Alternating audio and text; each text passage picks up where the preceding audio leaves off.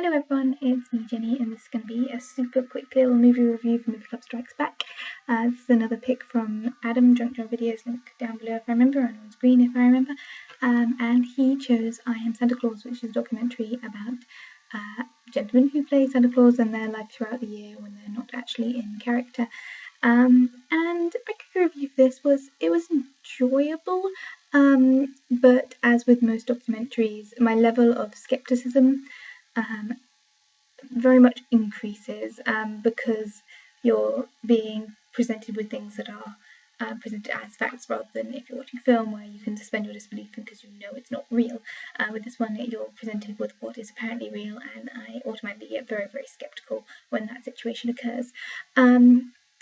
There's a lot of things that in this, because it is a documentary, there's meant to be these really very potent moments, and I'm sure some of these moments are genuine. There are definitely a couple of points where characters are genuinely upset about their relationship status and stuff, where it does feel like naturalistically they were being interviewed and the subject matter that was brought up hit an emotional heart point.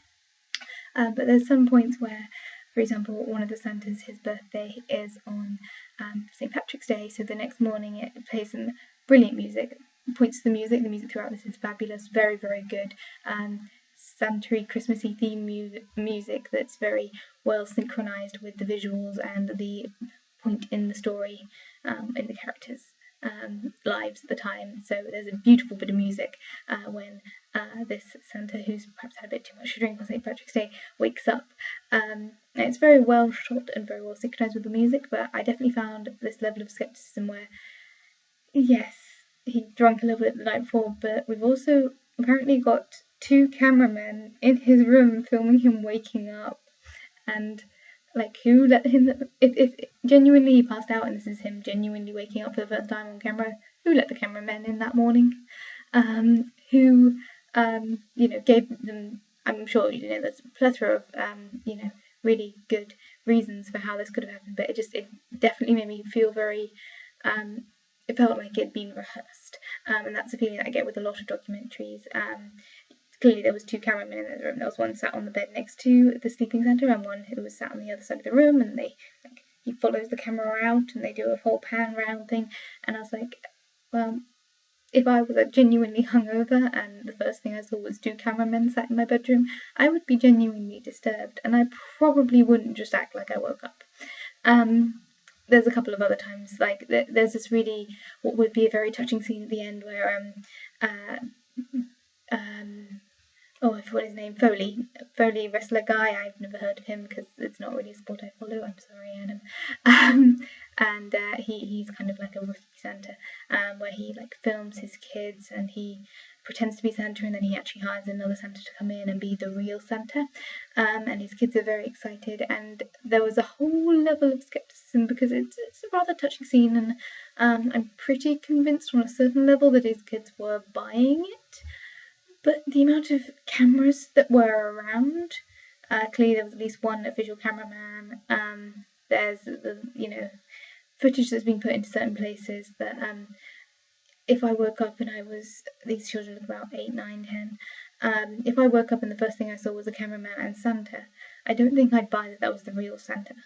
And it's just little things like that where, like, I feel like it should have been really heartfelt and really hit home, but I was so distracted by the fact that this is being presented as facts, and yet they haven't explained how this would be completely naturalistic with a cameraman.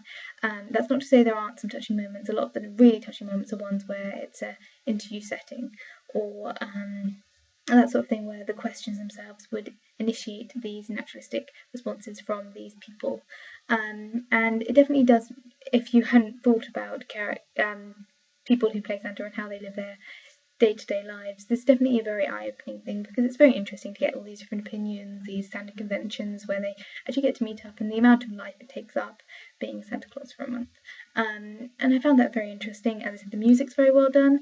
Overall, the direction's not particularly bad. It's just those moments where you can't justify the camera being in the room and it being a natural scene. But that was more perhaps from my perspective than it was a genuine issue. It was just something that kind of got into my brain and I couldn't stop thinking about it. Generally, it's an okay documentary about Santas. If you're in the Christmas mood and you want something that's a little bit more documentary than your classic pulpy Christmassy movie, it's enjoyable. I probably won't watch this again, but there we go. I really like getting to know these characters. I like getting to know these people, and that's probably the best thing about this series, this film documentary. Words. I've got to get this video uploaded in 7 minutes. I'm gonna go. Bye. Thank you for the pick, and I'll see you guys all very soon.